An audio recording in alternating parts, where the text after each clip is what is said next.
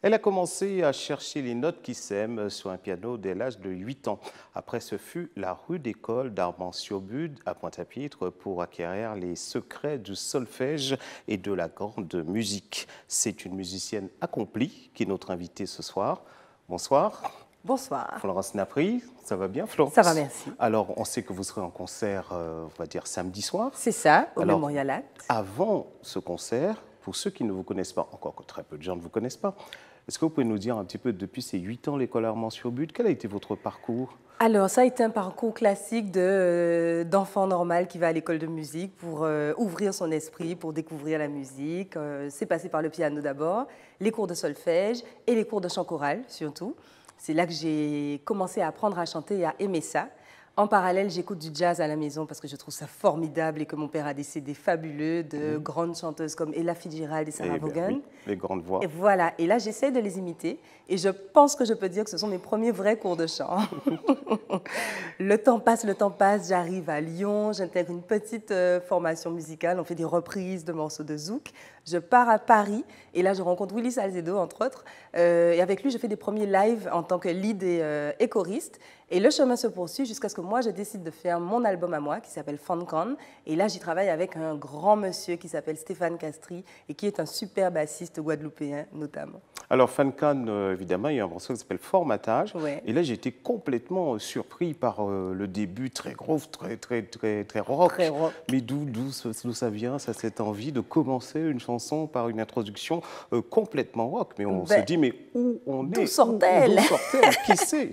L'idée pour moi de la musique, c'est qu'il n'y ait pas de frontières. C'est qu'il n'y ait pas de séparation. L'art, c'est pareil. Je trouve que l'art se nourrit d'art, la musique se nourrit de musique, et les influences donnent des choses fabuleuses. Et donc, je n'ai pas envie de me cantonner à un style particulier. On va entendre du zouk, on va entendre de la biguine, on va entendre du jazz, on va entendre du gros cas, on va entendre du rock, on va entendre un peu d'électro. Et tout au long de l'album Funkan, c'est ce qui se passe. Je propose les influences qui sont les miennes et qui sont celles de Stéphane Castri dont je parlais tout à l'heure. Alors, il tourne avec des grands noms et lui, il ramène plein de choses du monde entier qu'on mélange tous les deux et ça a donné, entre autres, Formatage et son début super rock pour un morceau très zouk. Oui, alors si vous ne me croyez pas sur cette introduction très rock, très jazz, voilà, écoutez Formatage.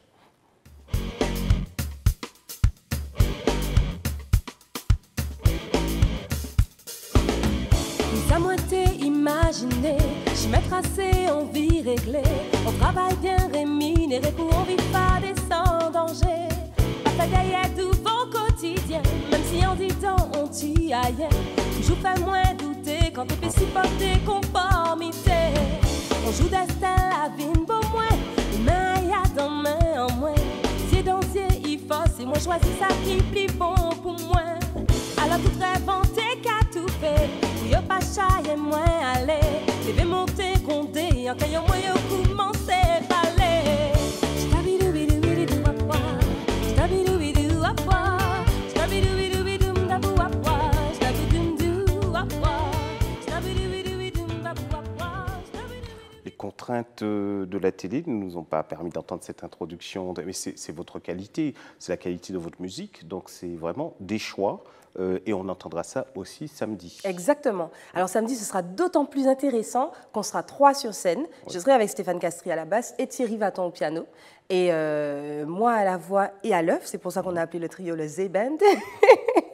Et donc, l'idée sera encore de changer cette musique que je propose sur l'album Funkan et qui réunit de multiples instruments, de proposer quelque chose d'autrement ouvert, d'autrement joué, parce que j'ai joué plusieurs fois l'année dernière en Guadeloupe, par exemple, et que je n'ai pas envie de proposer la même chose au public qui est déjà venu me voir en mars et en mai. Et là, je propose quelque chose de tout à fait différent, samedi au Mémorial. On va s'arrêter un petit peu sur la biguine. Vous jouez de la biguine aussi, c'est une musique très élaborée, avec des compositions vraiment très élaborées, temps contre temps, etc. On va chercher un petit peu dans l'éclectisme avec la biguine. C'est ça qui vous a séduit? C'est exactement ça. Quand j'ai entendu les premières biguines qui m'ont marqué, je me suis dit, mais ça ressemble à du jazz. C'est du jazz de chez nous. C'est le même genre de fonctionnement. Il y a un A, un B pour les initiés, c'est-à-dire un couplet, refrain, et une partie où on peut improviser et s'exprimer. Et moi, ça m'a effectivement énormément plu.